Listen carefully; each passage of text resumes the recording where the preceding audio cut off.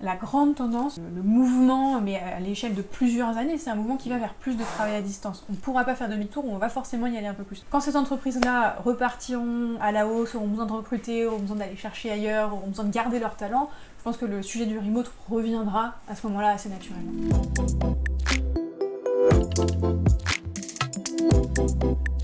Si tu étais une patate, comment souhaiterais-tu être cuisinée ? Une pomme dauphine, évidemment.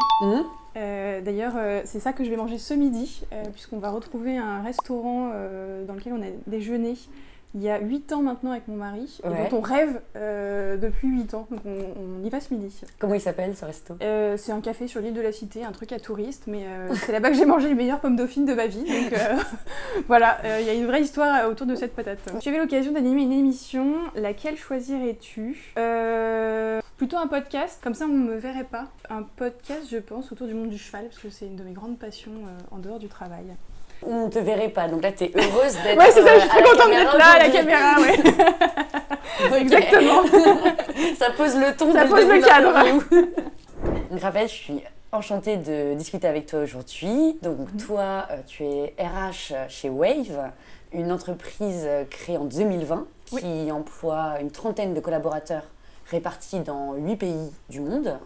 Vous avez fait le choix d'adopter un modèle full remote. Donc la première question que j'ai vraiment envie de te poser, c'est de connaître ta vision du travail à distance. Yes. En fait, pour moi en tant qu'RH, il y a une dimension assez simple déjà de base d'attractivité.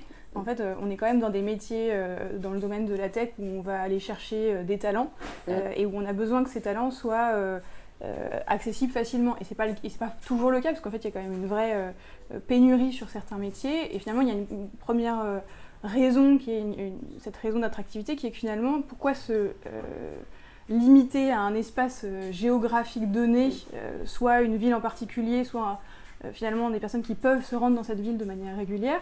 L'idée, c'est de pouvoir aller chercher les gens là où ils sont, donc peu importe finalement leur localisation géographique. Ensuite, il y a une question de rythme de vie. Moi, j'aime beaucoup mon travail à titre personnel, mais j'aime aussi beaucoup plein d'autres choses dans ma vie perso, dont l'équitation par exemple. Et je pense qu'il y a vraiment besoin de pouvoir offrir à nos collaborateurs un équilibre pro-perso qui répond à leurs attentes et à leurs besoins. Et en fait, c'est très dommage de devoir se dire que nos collaborateurs doivent habiter à un endroit spécifique juste pour pouvoir travailler dans notre entreprise. Donc il y a vraiment une dimension équilibre de vie qu'on puisse trouver. Et finalement, nos collaborateurs aujourd'hui, ils habitent là où ils ont envie d'habiter et ça ne les empêche pas de travailler pour Wave. Ok, et ils habitent où ? Alors, ils habitent en France, un peu partout, dans le sud, dans le nord, sur la côte atlantique, en Normandie comme moi. On a des collaborateurs au UK, en Belgique, au Portugal, en Espagne, aux Pays-Bas, à Dubaï et aux États-Unis. Ok. Du coup, quelle est la culture du travail à distance chez Wave ? Nous, c'est assez simple, c'est qu'on a démarré, c'est-à-dire quand l'entreprise a été créée en 2020, en télétravail. Il n'y a pas eu de switch, de changement de culture, etc. Donc c'est un peu inhérent à notre fonctionnement. Donc, comme beaucoup d'entreprises, on a défini des valeurs d'entreprise, Watch the Horizon, Ride Big et Vibe Together. Donc c'est des valeurs qui sont transverses et qui ne sont pas forcément liées au travail à distance en tant que tel, mais on va retrouver à l'intérieur et dans ce que nous on met comme dimension concrètement derrière ces valeurs-là, des éléments liés au travail. Par exemple, dans Ride Big, il y a une dimension qu'on appelle d'extreme ownership. Et pour moi, c'est une dimension importante parce que, en fait, je ne pense pas qu'on puisse être bon, entre guillemets, dans le travail à distance si on n'a pas d'autonomie et de... Alors, désolé, il y a beaucoup d'anglicisme, mais si on n'est pas self-driven. Ouais. Et ça, c'est une dimension qui est un petit peu qui est importante pour nous parce qu'on a une petite structure, on est 30, on est en travail à distance. S'il n'y a pas cet extreme ownership, s'il n'y a pas ça qui nous permet de ride big ensemble, ça va être difficile. On a une autre dimension aussi derrière Vibe Together, c'est que c'est pas parce qu'on est en télétravail qu'il n'y a pas de culture d'entreprise, qu'il n'y a pas d'esprit d'équipe. Il y a une vraie prégnance de la capacité à être solidaire, à être présent et aussi à contribuer à la culture d'entreprise. On le fait à distance et on arrive à créer des choses ensemble par des routines qu'on a mis en place, mais on le fait aussi en physique parce que nous, ce qu'on a fait comme choix, c'est de faire un off-site tous les trimestres, donc c'est quelque chose qui a un certain coût, certes, mais en fait si on avait des bureaux à payer, on paierait des bureaux, on ne se poserait pas la question. Et du coup on se retrouve quand même une semaine tous les trimestres pour vivre des moments ensemble physiques et créer du lien aussi, dont certains peuvent manquer à distance parce que l'être humain est un animal social, il y a besoin d'échanges de phéromones quand même avec ses collègues. Bien sûr. Bon, du coup on va revenir d'ailleurs sur les rituels, les routines que vous avez mis en place, mais avant ça j'aimerais en savoir un peu plus sur votre politique de travail à distance chez Wave. Oui, tout à fait. Nous, c'est très simple. On n'a pas du tout de bureau, nulle part. Les fondateurs et comités d'entreprise et comités de direction sont un peu partout en France et en Espagne, du coup. Et du coup, chacun est libre d'habiter où il veut. En France, c'est une entreprise française, donc on a quand même la moitié des effectifs qui sont basés en France, mais aussi en Europe et plus largement. En fait, notre politique là-dessus, elle est assez simple, c'est que les collaborateurs peuvent être basés où ils veulent du moment qu'ils sont +3, -3 par rapport au fuseau horaire de Paris. Donc ça fait un espace qui est quand même assez large. Et donc ça, c'est notre base de travail et discussion. Donc on n'est pas du tout dans un modèle hybride, il n'est pas question de revenir au bureau, puisque de toute façon, il n'y en a pas. Par contre, on a ces séminaires, ces off-sites, une fois par trimestre. Nos collaborateurs, au moment de l'embauche, de la construction du contrat de travail, il y a besoin d'avoir un camp de base en quelque sorte, il faut qu'on rattache le contrat quelque part. Donc soit c'est un contrat français pour les collaborateurs qui sont basés en France, soit c'est un contrat de portage salarial, donc on utilise Remote comme provider là-dessus, pour les personnes qui ne sont pas basées en France, parce qu'on a fait le choix de ne pas faire de filiale à chaque fois qu'il y avait un nouveau pays à ouvrir. Trop de complexité juridique pour 1-2 personnes à chaque fois, à ce stade de développement bien sûr. Donc ça c'est la situation de base on va dire, et après il peut y arriver des événements de vie plus ou moins définitifs entre guillemets. Donc il y a le cas des collaborateurs qui juste typiquement là l'été c'est beaucoup le cas, qui vont partir en voyage et qui vont avoir envie de faire une semaine de télétravail ailleurs que leur lieu habituel, soit avant soit après ou peu importe. Donc là on a un process assez simple. C'est documenté parce que c'est quand même un point, on pourrait y revenir, quand on fait du télétravail, il y a besoin de documenter beaucoup de choses, encore plus que quand on est dans des bureaux ou même en hybride. Et du coup, il y a une petite procédure assez simple, le collaborateur fait la demande pour s'assurer juste que l'entreprise sait où se situe le collaborateur à un instant T, et il doit s'assurer que le lieu où il fait du télétravail est déjà capable de générer une connexion internet, parce que c'est quand même un prérequis un peu indispensable, sinon ça devient vite problématique, le BABA, que le lieu est sécurisé, que si jamais il y a besoin, il y a une assurance télétravail qui couvre, et puis on a la durée. Ça c'est pour des déplacements ponctuels en France. On a la même chose dans le reste du monde entre guillemets, où là pareil on a une petite procédure assez similaire, et où en fait nous on fait en tant qu'entreprise une demande de détachement auprès de la sécurité sociale pour des questions de couverture, et puis dans ces cas-là, on demande aux collaborateurs d'avoir une assurance spécifique qu'il souscrit lui-même pour couvrir si jamais il y a des frais de santé supérieurs à ceux qu'il aurait eu en France. D'accord. Et quelle est la durée acceptée pour ces séjours ponctuels à l'étranger ? Alors nous, on va jusqu'à 3 mois.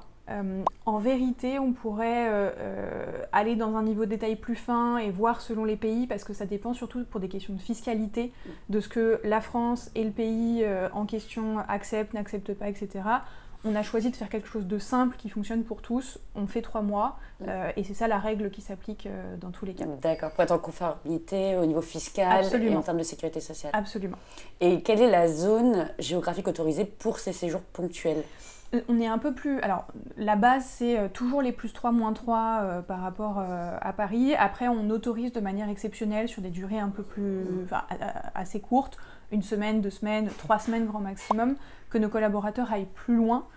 Mais par contre, ce qu'on leur demande, c'est de rester dans leur gestion du temps de travail, dans leurs horaires de travail, sur une time zone qui rentre dans le +3, -3. D'accord. Okay. En fait, on a un principe qui est assez simple, c'est que on a un fonctionnement collectif d'entreprise, on a défini des routines, on a défini des règles, on a défini un cadre, qui est plutôt large, je trouve, quand même, de par la flexibilité apportée par le remote et par les questions de localisation, de déplacement, de mobilité ponctuelle. Et après, si les collaborateurs veulent un peu sortir du cadre, charge à eux de s'assurer que finalement ça n'impacte pas le quotidien en tant que tel. Finalement, et je pense que c'est beaucoup la problématique avec le télétravail et les dérives qu'on peut voir là-dessus, c'est que c'est super à titre individuel, pour l'efficacité individuelle, pour l'équilibre pro-perso, j'en parlais tout à l'heure, etc.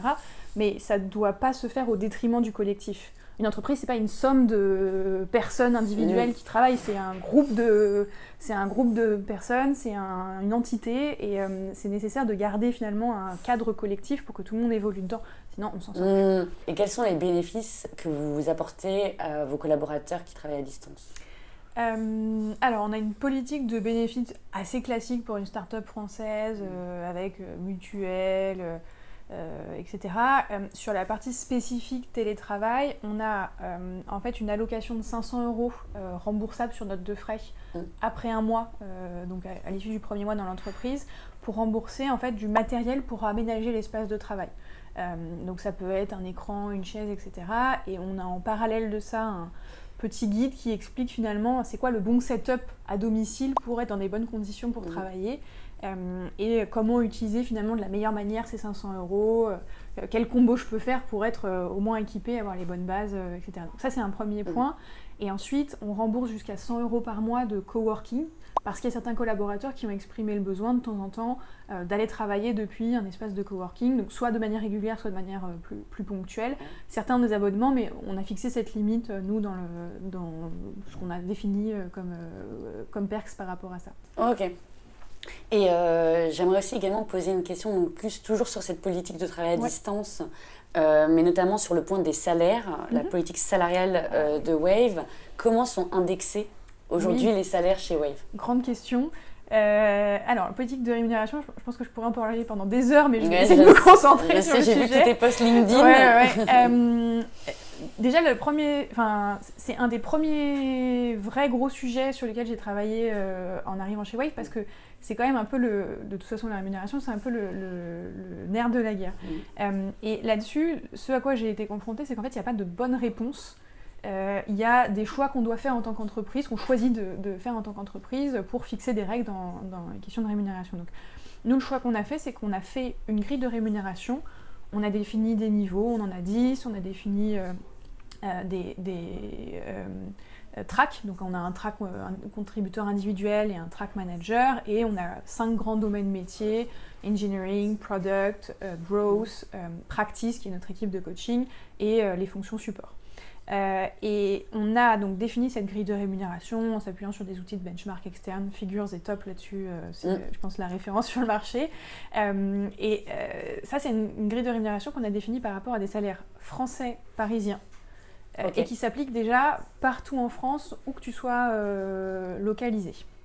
Ensuite, par rapport aux personnes qui sont basées en dehors de France, il y a en général, il y a 2 approches différentes. Il y a l'indexation sur le coût de la vie, et puis il y a le même salaire partout, peu importe.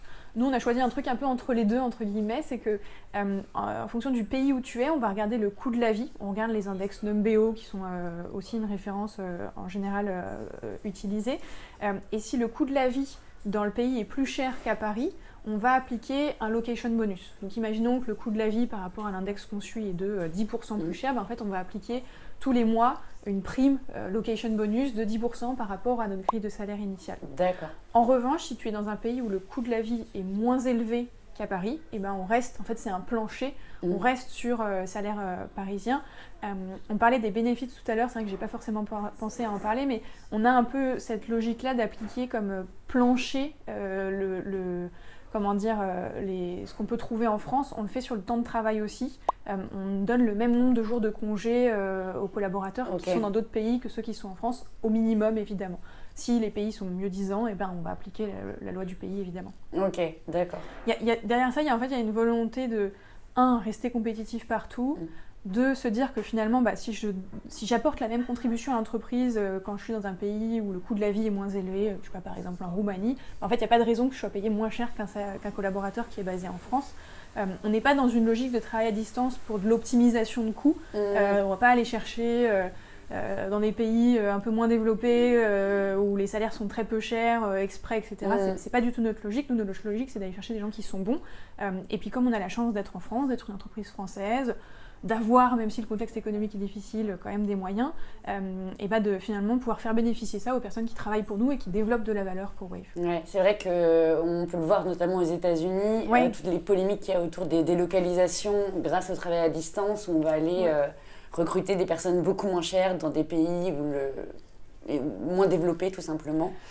Tout à fait. Mais c'est compréhensible aussi parce que ça permet de faire des économies considérables, surtout qu'aux États-Unis, il y a quand même des villes où les salaires sont dantesques. Donc je peux comprendre que certaines entreprises choisissent de faire ce choix. Peut-être que nous, on en viendra à faire évoluer notre politique parce qu'aujourd'hui, on est 30. C'est quand même des masses salariales qui restent raisonnables. Quand on est 3 000, 4 000, 10 000, forcément ça se chiffre beaucoup plus vite, donc c'est compréhensible.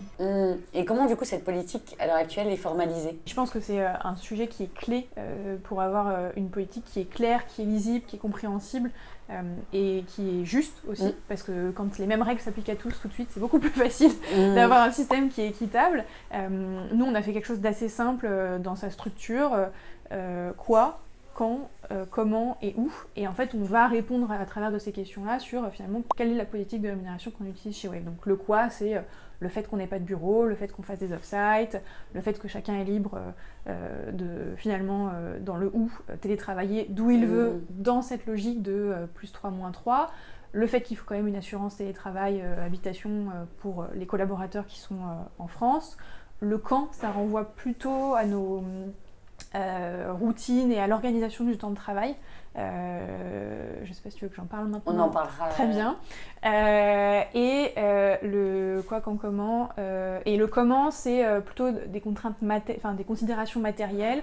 Ça paraît évident, mais ça va mieux en le disant, le principe d'avoir une connexion Internet qui fonctionne et qui est viable, et le fait d'être installé d'une manière qui soit bonne pour le corps, pour l'esprit, et qui permette d'être dans de bonnes conditions d'ergonomie. Ouais, qui garantit la sécurité physique, psychique des collaborateurs. On a pas mal travaillé là-dessus pour essayer d'expliciter et de donner des bonnes pratiques. Après, on ne peut pas être derrière chacun individuellement, etc. Mais en tout cas, on essaie d'orienter là-dessus. Et globalement, de ce que je peux constater dans les visios, nos collaborateurs, ils se sont quand même installés chez eux. Ils ne sont pas en train de faire ça sur leur table de cuisine, avec une chaise qui fait mal au dos, et puis la nuque comme ça, etc. Donc, globalement, nos collaborateurs se sont vraiment installés parce que c'est leur mode de travail au quotidien.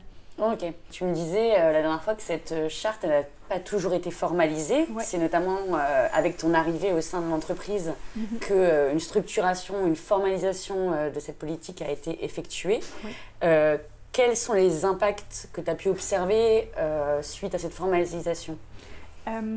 Alors, deux choses, je dirais. Finalement, il y avait deux cibles, entre guillemets, pour cette charte. Il y avait nos collaborateurs présents dans l'entreprise.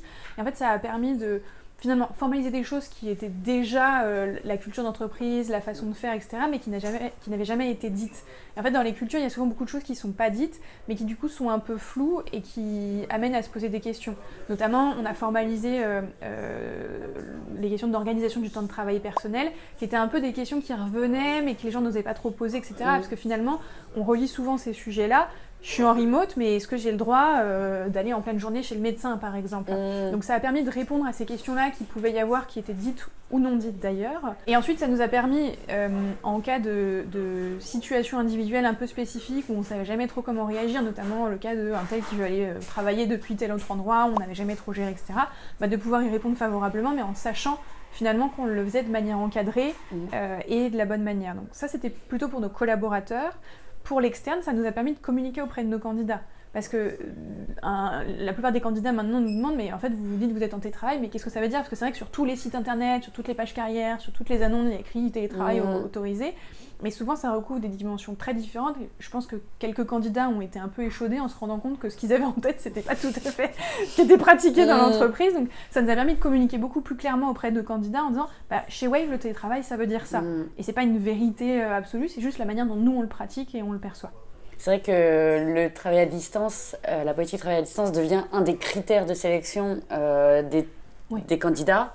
Et le fait d'avoir un cadre bien formalisé permet tout simplement d'être clair sur quels sont les bénéfices apportés par l'entreprise. Absolument.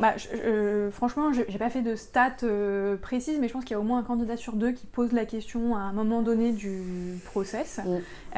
Et après, c'est sûr que nous, on a la chance d'avoir une politique télétravail très favorable. Finalement, c'est très ouvert, c'est très large, il y a beaucoup de flexibilité, mais toutes les entreprises n'ont pas choisi ce format-là, ce que je peux comprendre aussi selon les situations.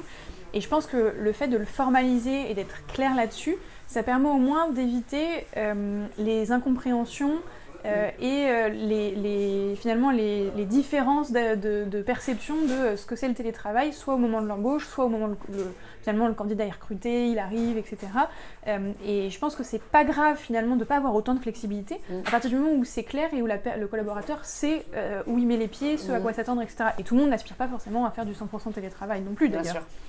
Il y a beaucoup d'entreprises, je pense, qui au départ ouvrent le télétravail parce que ils ont eu un super candidat, mais il veut du télétravail. Alors du coup, on dit oui à cette personne-là, parce qu'on a très envie qu'elle nous rejoigne, parce qu'elle a des super compétences, parce qu'elle fit bien avec la boîte, etc.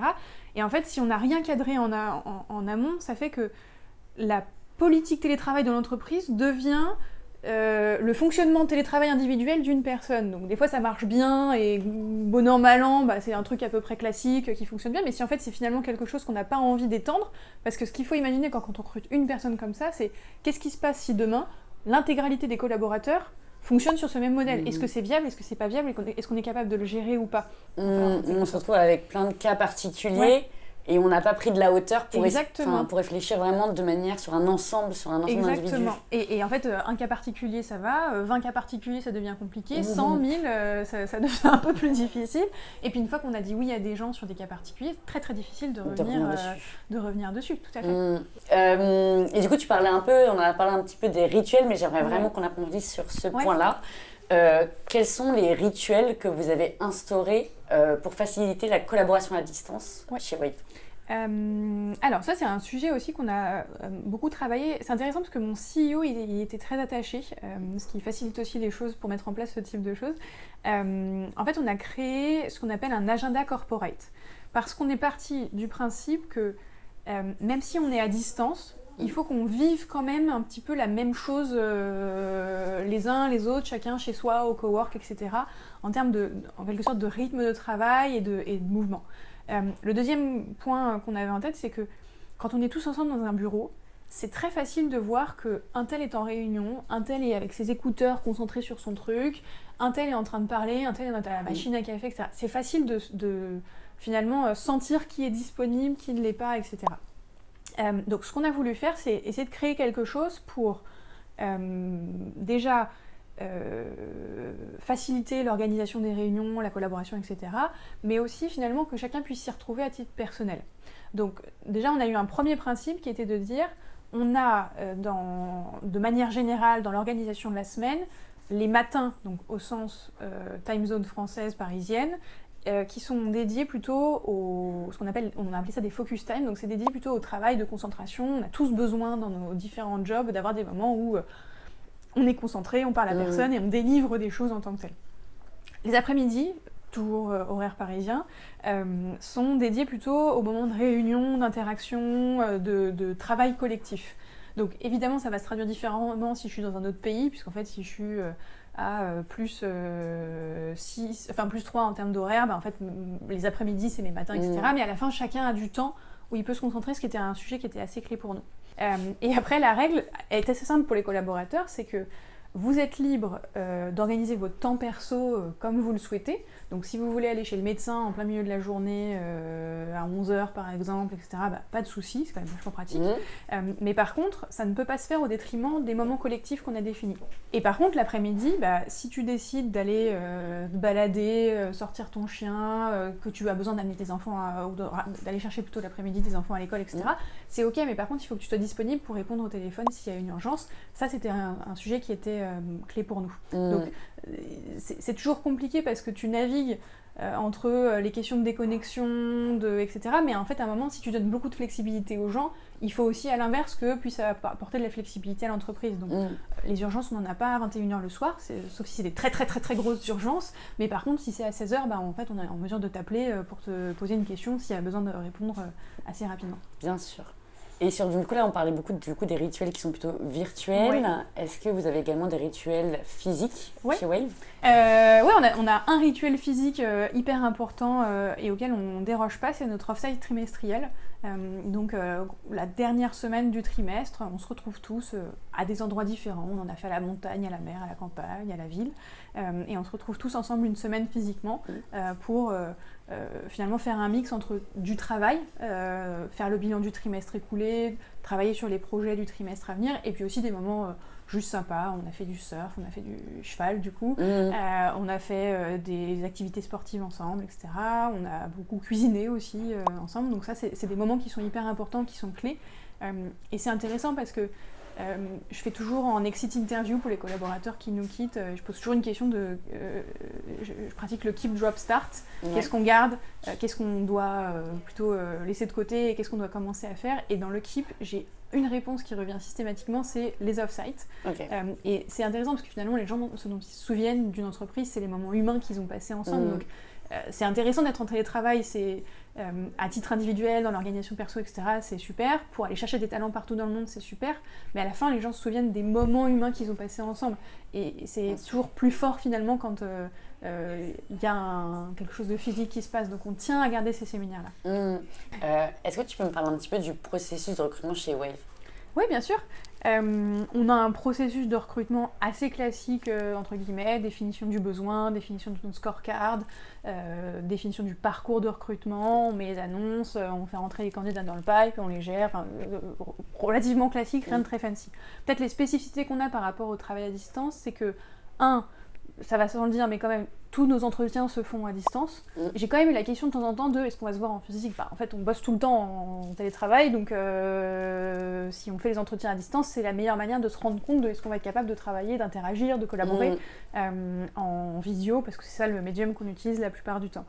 Le deuxième sujet, c'est que dans nos scorecards de recrutement, on a systématiquement nos 3 valeurs d'entreprise qui sont évaluées, et surtout, il y a toujours une étape dans le process où on va parler du télétravail, parce que c'est quand même un mode de travail qui est particulier et auquel tout le monde n'est pas forcément habitué. Donc on va poser la question de est-ce que vous avez déjà fait du 100% télétravail ?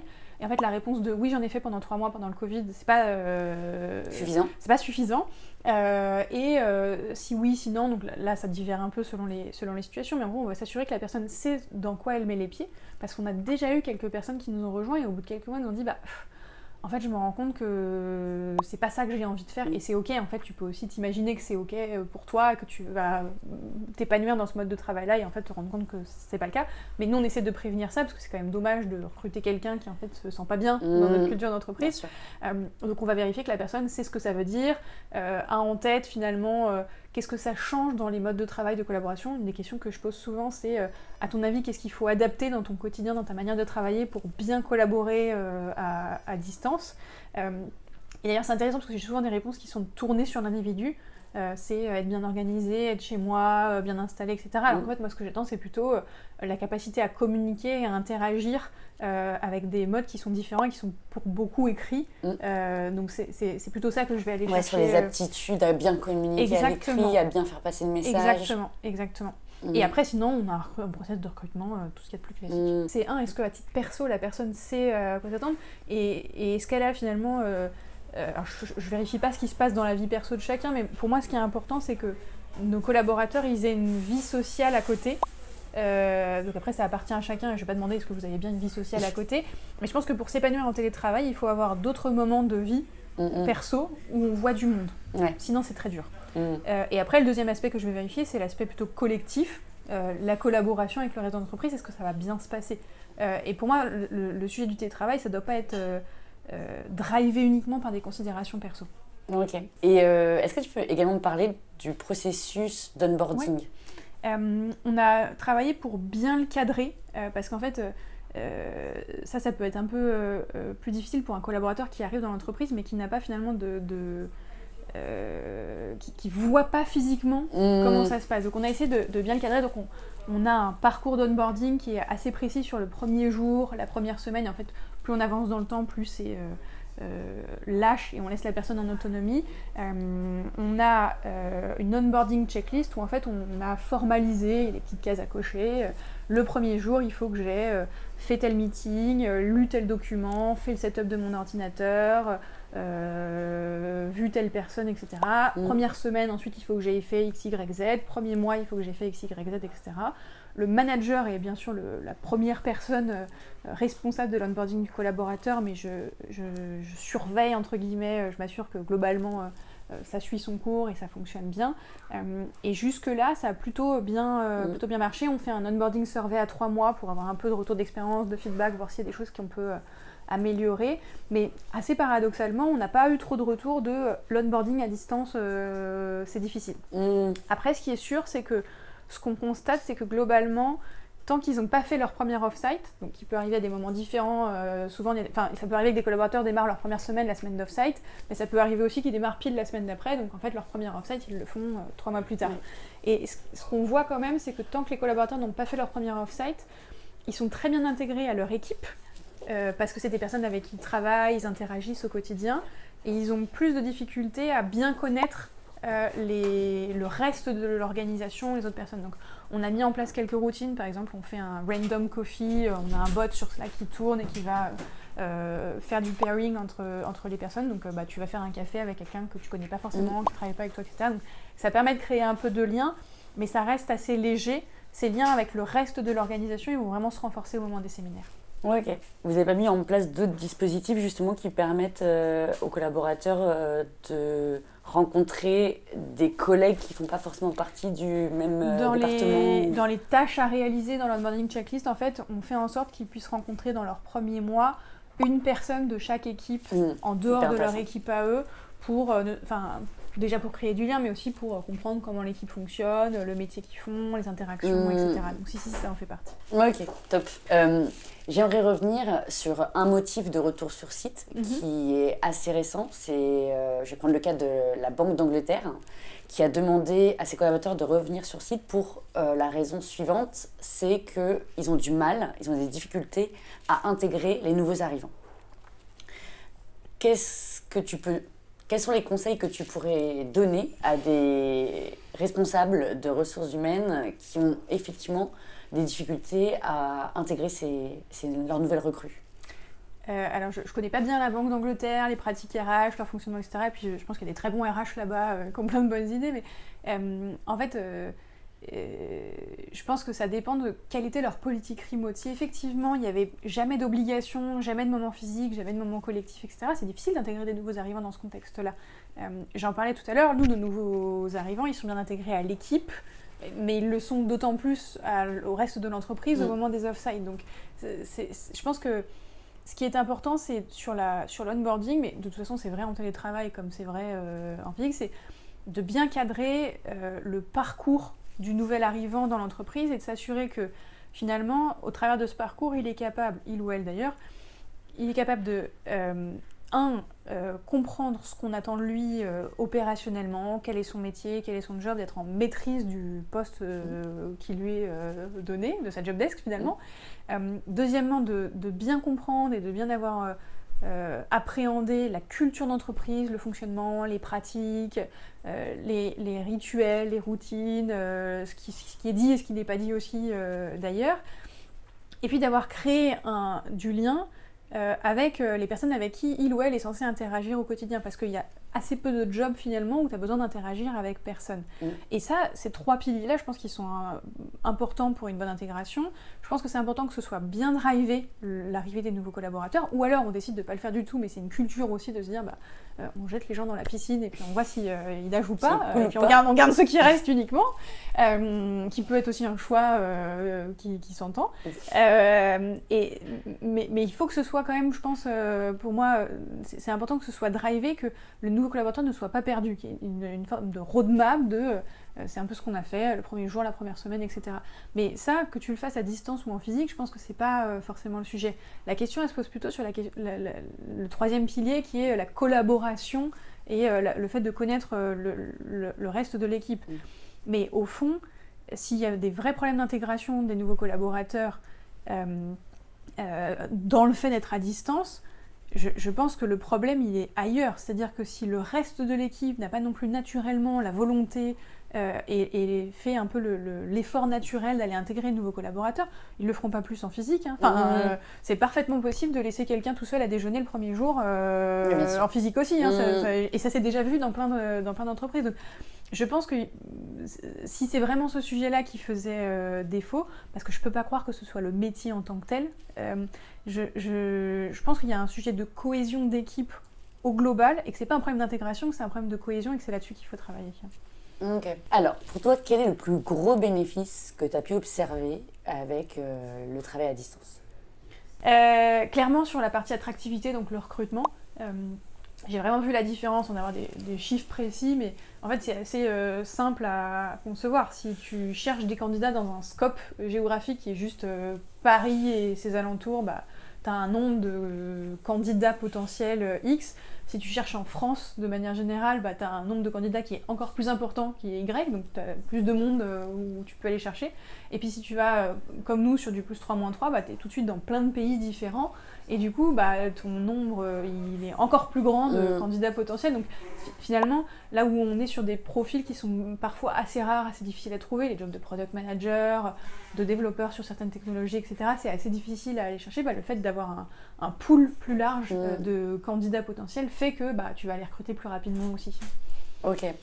Donc effectivement, ça élargit votre pool de candidats. Tout à fait. Wave est assez connu du coup en France, mais à l'étranger pas forcément. Comment vous y prenez justement pour sourcer à l'étranger ? Ça, c'est un sujet qu'on n'a pas forcément bien scalé, bien craqué, parce qu'on avait des volumes de recrutement qui étaient assez raisonnables. Et après, il y a de plus en plus de plateformes qui existent, qui sont spécialisées dans les jobs flexibles, les jobs en remote, ça dépend. On a utilisé JobGazer, par exemple, qui permet aux candidats qui recherchent des jobs en remote, peu importe la localisation, de nous trouver. Donc nous, si on est dessus, on est trouvable facilement. Et il y a des plateformes comme ça qui existent. Ok, ça permet de renforcer votre visibilité aussi vis-à-vis de ces candidats. Absolument. Et eux de savoir à quoi s'attendre en intégrant l'entreprise. Exactement, et ça permet aussi de finalement filtrer plus facilement cet aspect remote compatible, entre guillemets, puisque les personnes qui vont sur ces plateformes-là sont des personnes qui cherchent des jobs en remote. Donc a priori, tu pars du principe qu'ils se sont déjà quand même posé la question de est-ce qu'ils étaient capables de travailler en remote. Ça ne nous empêche pas d'aller creuser ces aspects-là, mais au moins, ça permet de préfiltrer un petit peu. Ouais, au niveau des profils de candidats. Et à contrario, au niveau des challenges auxquels tu as pu être confronté en intégrant Wave, est-ce que tu peux m'en parler un petit peu ? C'est les questions un petit peu de communication en interne. Et notamment, on utilise Slack comme beaucoup de startups, mais c'était quand même vite devenu un peu le bordel. Pourquoi ? Parce que beaucoup de channels, parce que des réponses qui se font à certains endroits ou pas à d'autres, dans les threads, dans le mur principal, des DM au lieu des channels d'équipe, des messages dans tous les sens, des notifications dans tous les sens. Donc ça touche à deux choses. Ça touche à des questions d'efficacité organisationnelle. Quand on communique pas bien, on n'est pas très efficace. Et puis ça touche aussi à des questions d'équilibre pro-perso. Quand je reçois des notifications toute la journée, toute la nuit, etc., c'est un peu, ça peut être vite oppressant malgré tout. Donc on a travaillé sur finalement un guide d'utilisation de Slack avec des règles simples et basiques. Quand je démarre une conversation avec quelqu'un, j'évite le « hello, ça va ?» tout court là, et puis la personne en face, elle ne sait pas trop ce qu'il attend, et puis en fait du coup je lui réponds 2 heures plus tard, donc je me suis demandé pendant 2 heures ce qui s'était passé, etc. Donc je dis tout de suite oui, hello, ça va, parce qu'on a une petite formule de politesse quand même, mais j'exprime un petit peu mon besoin et ce que j'attends de la personne, etc. Travailler aussi sur la simplification et la curation des channels pour s'assurer qu'il n'y en ait pas trop, parce que sinon on ne s'en sort plus. Bien redéfinir comment ils doivent s'appeler. On a des normes de nommage des channels, donc team machin truc, team XYZ. On a des channels temporaires donc qui s'appellent temp, je sais pas, projet ABC, etc. On a travaillé aussi sur le fait que finalement que les gens gèrent bien leur statut sur Slack. Je suis dispo, je suis pas dispo, je suis malade, je suis en train de faire du sport, je suis en train de déjeuner, je suis en vacances. Ça évite de solliciter quelqu'un qui n'est pas disponible. De gérer les notifications. Et en fait, c'est parfaitement OK de dire que tu cuts tes notifications entre 19h et 9h du matin parce que c'est les horaires où tu n'as pas envie de travailler et c'est OK. On a aussi clarifié, on a formalisé, pour essayer d'aider sur un sujet un peu spécifique, le fait que c'était OK de ne pas répondre dans la minute. Parce qu'en fait, avec Slack, il y a un peu un truc de... je peux vite me retrouver à passer mon temps à répondre à des Slack et pendant ce temps, je ne suis pas en train de faire quelque chose. Donc, communiquer, c'est travailler, mais on ne produit pas grand-chose quand même quand on est en train de parler sur Slack. Et donc, en fait, on a acté le fait que c'était OK, surtout sur les focus time d'ailleurs, de ne pas répondre tout de suite. Ça l'était un peu moins sur les moments d'après-midi où on attend un peu plus de rythme, etc. Mais en fait, c'est parfaitement OK et accepté, sauf évidemment si c'est une urgence. Mais en fait, on a aussi formalisé le fait que si c'est une urgence, en fait, tu le dis. Oui. Et des trucs très bêtes, mais quand tu demandes quelque chose, tu donnes une deadline. Parce qu'en fait, si je te demande quelque chose mais que j'en ai besoin que pour la fin de la semaine, c'est pas pareil que si je te demande quelque chose et que j'en ai besoin dans l'heure qui suit. Et en fait, si ton interlocuteur n'a aucune idée du niveau d'urgence, il peut soit se mettre la pression inutilement et du coup pas avancer sur quelque chose qui lui paraît qui serait plus urgent en réalité pour l'entreprise, ou alors à l'inverse, se dire ça n'a pas l'air très urgent et puis faire ça la semaine d'après alors que c'était plus urgent. Donc on a essayé de formaliser ces choses-là pour que le fonctionnement de cet espace de communication, qui est un peu notre espace de communication principal, on a très peu de mails en interne, on utilise plutôt en externe, soit vraiment efficace. Ok. Non, mais c'est hyper intéressant parce qu'effectivement, il peut y avoir des conséquences, notamment psychiques, telles que la surdisponibilité, le droit de la déconnexion qui n'est pas forcément respecté, et le fait de ne pas formaliser et de ne pas structurer les choses peut avoir des impacts, notamment psychiques. Absolument. Une des observations qu'on peut faire depuis plusieurs mois, qui est ces entreprises qui décident d'un retour sur site de leurs collaborateurs. Je pense à Amazon, je pense à Disney, je pense à Salesforce, à OpenAI récemment, la Banque d'Angleterre et bien d'autres, qui pour des motifs divers et variés, ça peut être l'esprit d'équipe, ça peut être la créativité, l'innovation, ça peut être la performance, des problèmes de performance, ont décidé de revoir leur politique de travail à distance et de demander plus de jours de présentiel à leurs collaborateurs. Qu'est-ce que toi tu en penses ? Les entreprises dont on parle là, c'est des milliers de personnes. Et en fait, on ne change pas une culture d'entreprise de milliers de personnes en 3 mois. Voilà, c'est ça, en quelques mois.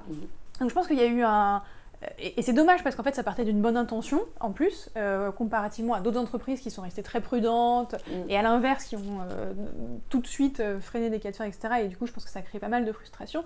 Je pense qu'on est allé un peu trop vite sans vraiment réfléchir à tout le change qui était nécessaire pour pouvoir finalement faire en sorte que ce système de travail à distance fonctionne dans l'organisation qui est le fonctionnement de cette entreprise-là.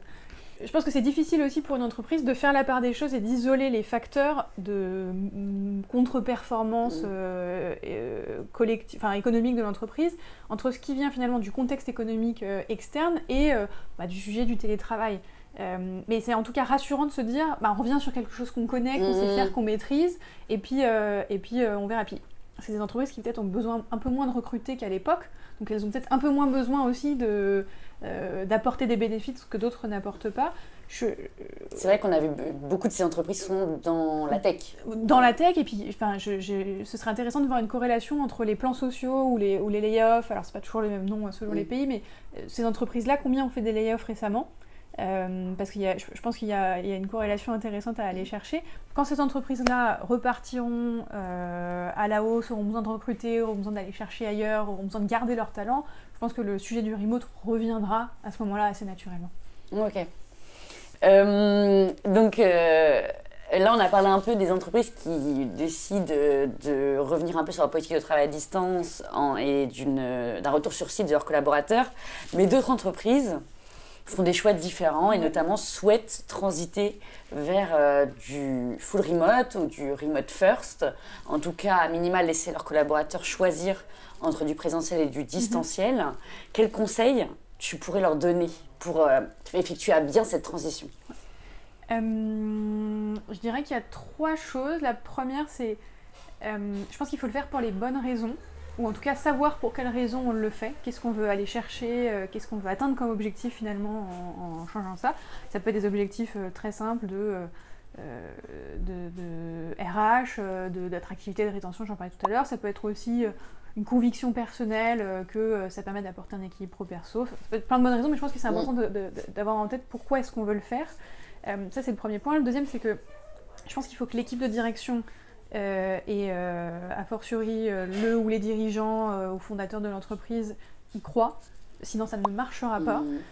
Et je pense qu'il faut se poser la question très tôt de quelle politique remote.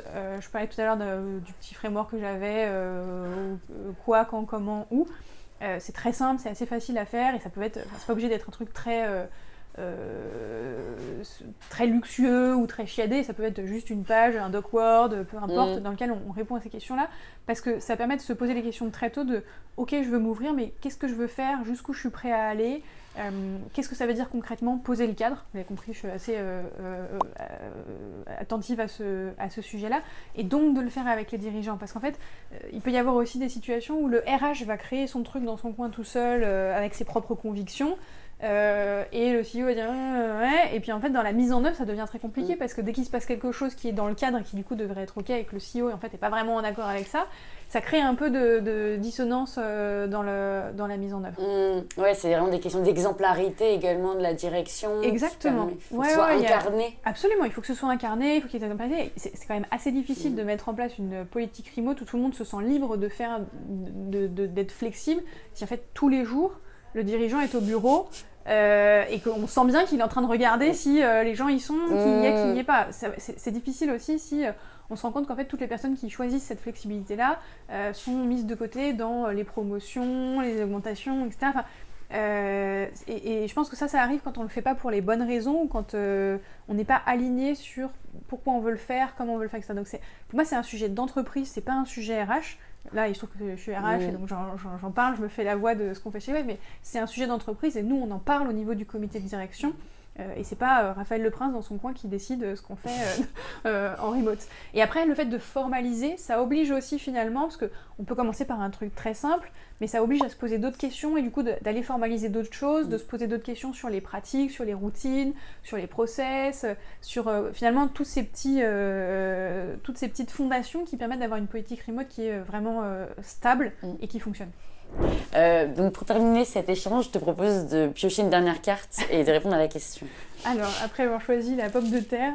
Alors, si tu devais être coincé dans l'univers d'un jeu vidéo, d'un film, d'une série ou d'un livre pendant une journée, lequel choisirais-tu? Alors, un livre forcément, parce que je suis une grande lectrice. J'aime beaucoup les livres de Robin Hobb, et notamment la série L'Assassin Royal. Et donc j'aimerais bien me retrouver dans cet univers quelques jours. Peut-être pas toute ma vie, parce que ça a quand même un peu rude, mais j'aimerais beaucoup pouvoir découvrir finalement avec mes yeux les décors, l'environnement, vivre ça quelques jours. Bon, en tout cas, on arrive à la fin de cet échange et je te remercie pour tous ces conseils, ces informations précieuses qui, je pense, vont guider aussi beaucoup de personnes qui s'intéressent également à ce sujet du travail à distance. Donc, merci pour tout. Merci à toi pour la discussion, c'est sympathique.